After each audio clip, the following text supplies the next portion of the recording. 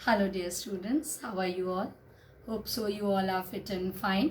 और आप सब हम लोगों के द्वारा ये जो छोटा सा एफर्ट किया जा रहा है ऑनलाइन क्लासेस का, इसे एंजॉय कर रहे होंगे क्योंकि आपको सब्जेक्ट कंटेंट समझ में आ रहा होगा। मैंने कि आपका जैसे कि कमेंट्स देखे तो बहुत अच्छा लगा जान करके कि और आपके मैसेजेस के द्वारा और कुछ बच्चों के फ़ोन कॉल्स के द्वारा कि आपको चीज़ें समझ में आ रही हैं। और जो भी कमेंट्स आपके थे या क्वेरीज थी वो मैंने लास्ट वीडियो में क्लियर की हैं about the syllabus and copies. फिर से एक बार आपको बताना चाहूँगी कि अगर आपके पास न्यू कॉपीज़ नहीं हैं so no problem, no issues for that. आप अपनी पुरानी हिंदी की कॉपी में ही या किसी और सब्जेक्ट की कॉपी में ही पीछे जो पेजेस बचे हों उनमें इन नोट्स को लिखें, क्योंकि ये बोर्ड के हिसाब से इम्पॉर्टेंट चैप्टर है और जो भी चीज़ें इम्पॉर्टेंट हैं वो हम लोग आपको साथ में बताते जा रहे हैं। And really a very big thank you to all of you for understanding the lecture. And please अगर आपको कोई भी प्रॉब्लम्स आती हैं व्याख्या के समझने में या किसी वर्ड मीनिंग में या साहित्यिक विशेषता में, तो कमेंट बॉक्स पे, वीडियो के नीचे कमेंट बॉक्स पे आप प्लीज़ लिखें और जिससे कि मुझे पता चल सके कि आपकी क्या प्रॉब्लम्स हैं and I will feel really happy to solve those problems. तो जैसा कि हम आपको पता है कि हमने 19th पैराग्राफ तक लेक्चर 6 तक पढ़ा दिया है। आज 7th लेक्चर है, क्लास 12th, फर्स्ट पोएम की भाग की पहली कविता पवनदूतिका। और आज मैं 20th, 21, 22 पैराग्राफ्स आपके लूँगी। सो 20th paragraph is also very important for the board. कई बार पूछा गया है ये पैराग्राफ आपसे एग्जामिनेशन में 2019 से पहले 14-15 में और भी सालों में। तो इसे आप ध्यान से सुनिएगा। ला के फूले कमल दल को शाम के सामने ही, थोड़ा थोड़ा विपुल जल में व्यग्र हो डुबाना। यूं देना ए भगिनी जतला, एक अम्भोज नेत्रा, आँखों को हो विरह विधुरा वारी में बोलती है। लाके फूले कमल दल को शाम के सामने ही, थोड़ा थोड़ा विपुल जल में व्यग्र हो डुबाना। यूं देना ए भगिनी जतला, एक अम्भोज नेत्रा, आँखों को हो विरह विधुरा वारी में बोलती है। लाके फूले कमल दल, कमल दल अर्थात कमल की पंखुड़ियाँ, कमल का फूल, श्याम अर्थात श्री कृष्ण, श्याम सुंदर, थोड़ा थोड़ा विपुल जल, विपुल अर्थात बहुत सारा, व्यग्र हो डुबाना, व्यग्र अर्थात बेचैन हो करके, यूं देना ए भगिनी, भगिनी अर्थात बहन, अम्भोज नेत्रा, अम्भोज अर्थात होता है कमल और नेत्रा कमल के समान नेत्र वाली।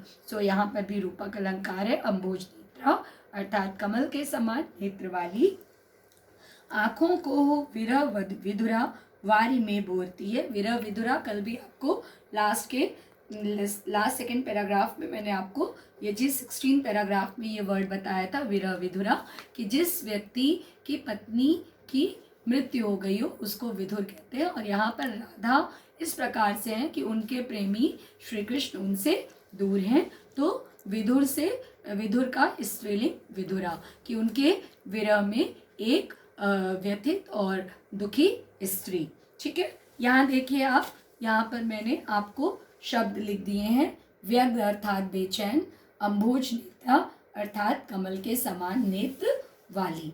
तो अब इसकी मैं आपको शाब्दिक व्याख्या बताती हूँ कि अपनी विरह वेदना का संदेश राधा जो है वो श्री कृष्ण को बता रही हैं और वायु से ऐसा कह रही हैं कि हे पवन, जब कृष्ण वाटिका में बैठे हों तो किसी खिले हुए कमल पुष्प को उनके सामने लाकर अत्यधिक, ला के फूले कमल दल को, खिले हुए, इसके पहले वाले पैराग्राफ में कल क्या बताया था कि आपको ऐसा फूल दिखाना है जो कि मुरझाया हुआ है, लेकिन यहाँ पर खिले हुए कमल पुष्प को उनके सामने लाकर अत्यधिक भरे हुए जल में बेचैनी के साथ थोड़ी थोड़ी देर रुक रुक करके डुबाना। आपको समझ में आ रहा है कि वो कह रही हैं कि एक फूल, खिला हुआ कमल के पुष्प को या कमल के फूल को तुम उनके सामने लाना और जल में बेचैनी के साथ थोड़ी थोड़ी देर बाद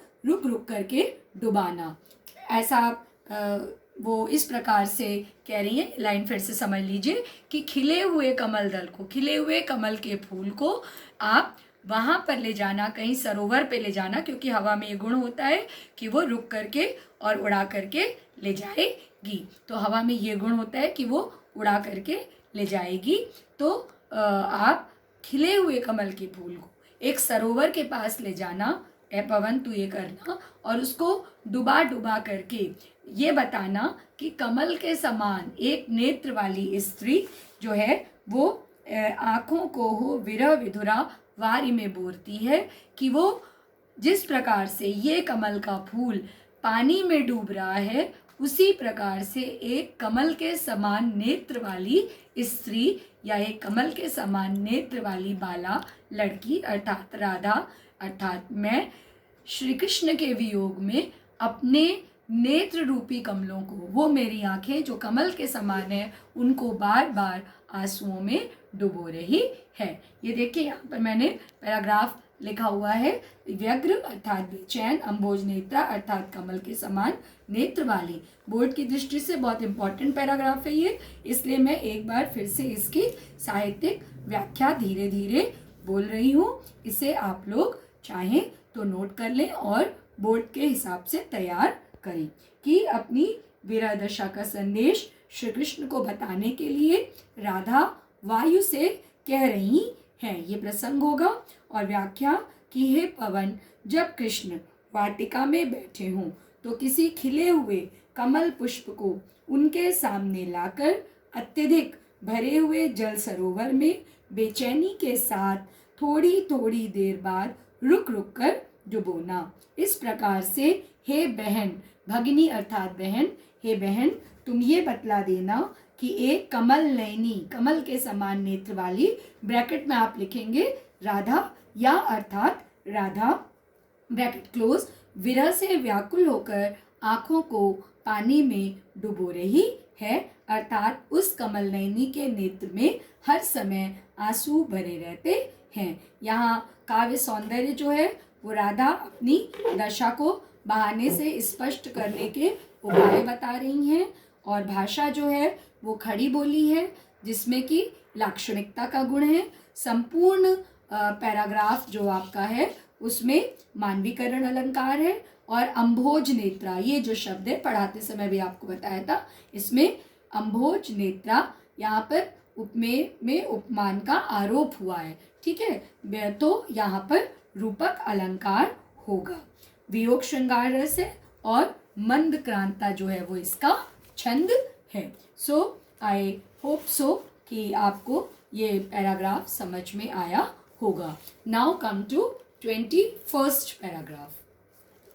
धीरे लाना वहन करके नीप का पुष्प कोई, धीरे लाना वहन करके नीप का पुष्प कोई, और प्यारे के चपल दृक के सामने डाल देना, ऐसे देना प्रकट दिखला नित्य आशंकिता हो, कैसी होती विरह वश मैं नित्य रोमांचिता हूँ।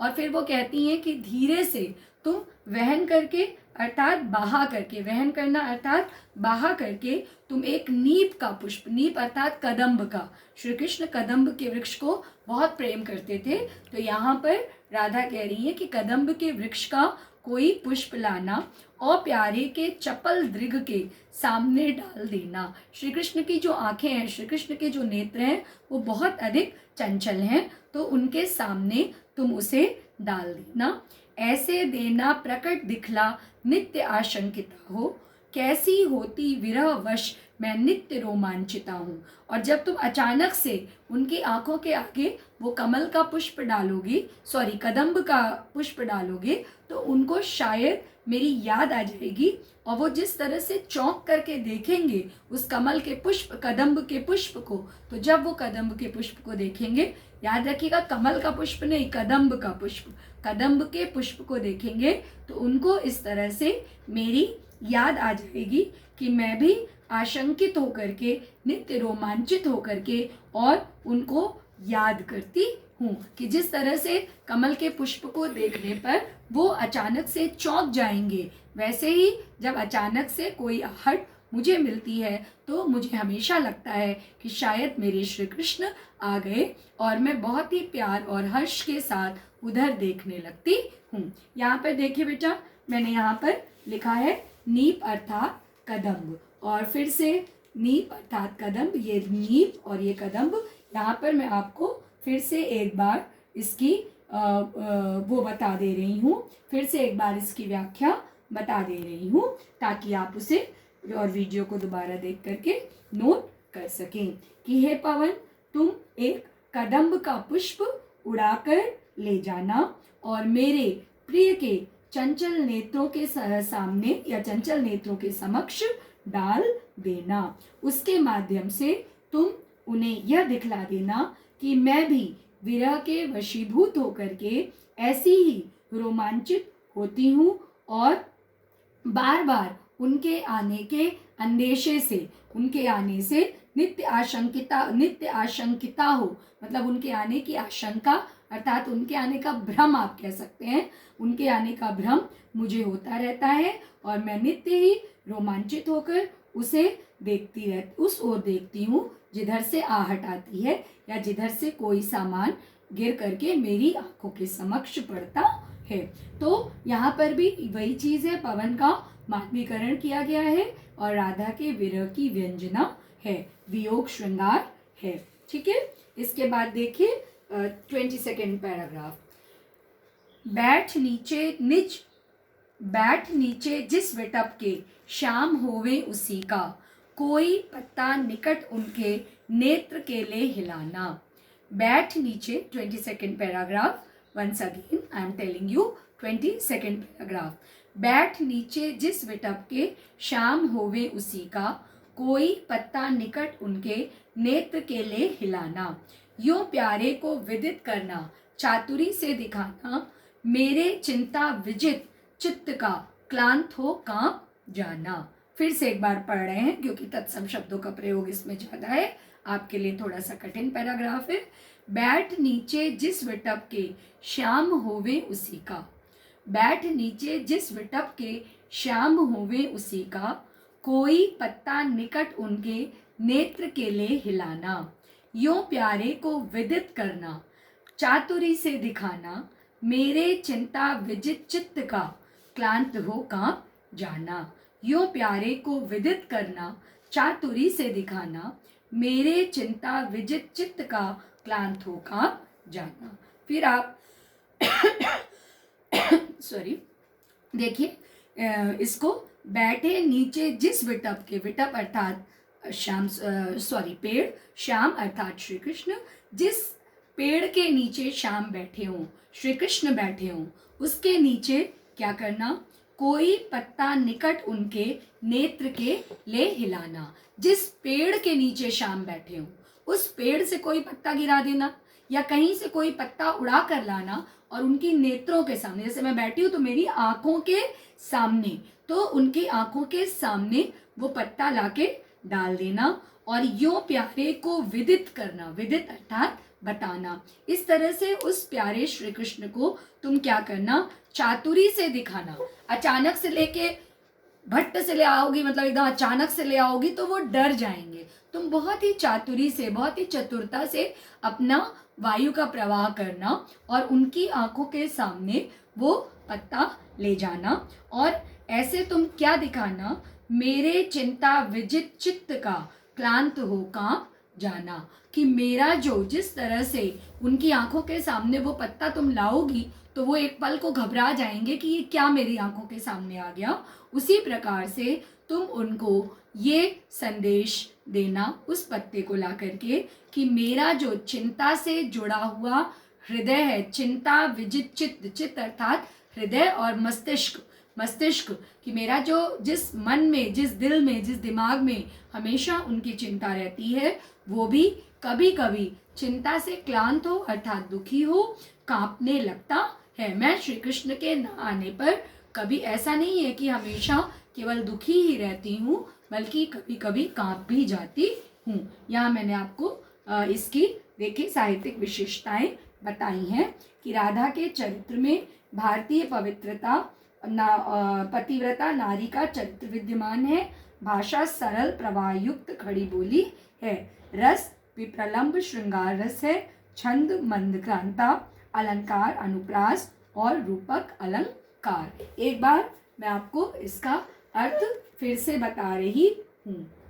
एक बार फिर से इसका अर्थ बता दे रही हूँ कि हे पवन, श्री कृष्ण जिस वृक्ष के नीचे बैठे हो उसी का एक पत्ता तू जोर से उनकी आंखों के सामने ले आना और उसको थोड़ा सा हिला देना और इस प्रकार उनको ये विदित करा देना कि आपके वियोग में राधा का चिंता विजित मस्तिष्क या चिंता से भरा हुआ मस्तिष्क जो है वो हमेशा दुखी होकर कांपता रहता है। दुखी होकर कांपता रहता है। ठीक है, तो बेटा ये मैंने आपको 3 पैराग्राफ बताए। तो एक पैराग्राफ और सुनिए ताकि मैं कल आने वाले लेक्चर में इस पोयम को कंप्लीट कर सकूं। ये सरल पैराग्राफ है। सूखी जाती मलिन लतिका जो धरा में पड़ी हो तो पावों के निकट उसको शाम के ला गिराना। यो सीधे से प्रकट करना प्रीति से वंचिता हो, मेरा होना अति मलिन और सूखते नित्य जाना। बहुत सरल सा पैराग्राफ है ये। देखिए, सूखी जाती मलिन लतिका जो धरा में पड़ी हो तो पावों के निकट उसको शाम के ला गिराना। यो सीधे से प्रकट करना प्रीति से वंचिता हो, मेरा होना अति मलिन और सूखते नित्य जाना। यहाँ देखिए मैंने अर्थ बताया है आपको। लतिका अर्थात लता, लतिका अर्थात लता, मलिन अर्थात मुरझाई हुई, लता अर्थात मुरझाई हुई। इसका अर्थ समझिए कि श्री कृष्ण के विरह में राधा पवन को संदेश देते हुए कहती हैं, ये मैंने लतिका का अर्थ लिखा है लता, मलिन अर्थात मुरझाई हुई, कि यदि सूखी जाती मलिन लतिका जो धरा में पड़ी हो, कि राधा कहती हैं कि हे पवन, पृथ्वी पर यदि तुम्हें कोई सूखी हुई लता पड़ी हुई मिल जाए तो तुम क्या करना, तो पांवों के निकट उसको शाम के ला गिराना। कि हे पवन, यदि पृथ्वी पर तुम्हें कोई सूखी हुई लता पड़ी हुई मिल जाए तो तुम उसको उड़ाकर शाम के चरणों में डाल देना। यो सीधे से प्रकट करना प्रीति से वंचिता हो, मेरा होना अति मलिन और सूखते नित्य जाना। और इस प्रकार से तुम उनको ये स्पष्ट कर देना कि जिस प्रकार सीधे सीधे, यो सीधे से प्रकट करना, सीधे से साधारण तरीके से, बिल्कुल सरलता से, सहजता से, इसमें कोई भी तुमको, अभी तक राधा क्या कह रही थी कि चतुरता दिखानी है और चतुराई दिखाना, व्यापार दिखाना और तरह तरह की युक्तियां लगाना, लेकिन यहाँ पर वो कह रही हैं कि तुम सीधे से ये प्रकट कर देना, सरलता से प्रकट कर देना कि जिस प्रकार यह लता सूख रही है उसी प्रकार तुम्हारी प्रिय राधा भी तुम्हारी वियोग के कारण नित्य प्रति कुम्हला कर सूखती जा रही है। कि राधा क्या कह रही हैं कि उस लता को उनके सामने लाकर ये स्पष्ट कर देना कि जिस प्रकार ये लता सूखती जा रही है उसी प्रकार तुम्हारी प्रिय राधा भी अपने प्यारे श्री कृष्ण के वियोग में नित्य दुबली होती जा रही है या नित्य कुम्हलाकर सूखती जा रही है। तो आज मैंने आपके 4 पैराग्राफ्स लिए, जिसमें स्टार्टिंग के जो 2 पैराग्राफ्स हैं 2021 और अभी जो आपको बताई 23rd, ये बोर्ड की दृष्टि से इम्पॉर्टेंट है। वैसे तो पूरी पोयम ही आप पढ़िएगा क्योंकि मैं आपको पढ़ा रही हूँ एज ये बोर्ड का क्लास है और यहाँ कुछ भी इम्पॉर्टेंट अनइम्पॉर्टेंट नहीं होता है, और ख़ास तौर से पिछले 2 सालों से। लेकिन फिर भी जो पिछले साल के आए हुए पैराज हैं या पूछे जाते हैं उनको मैं आपको बता दे रही हूँ कि आप इसे ज़रूर तैयार करें।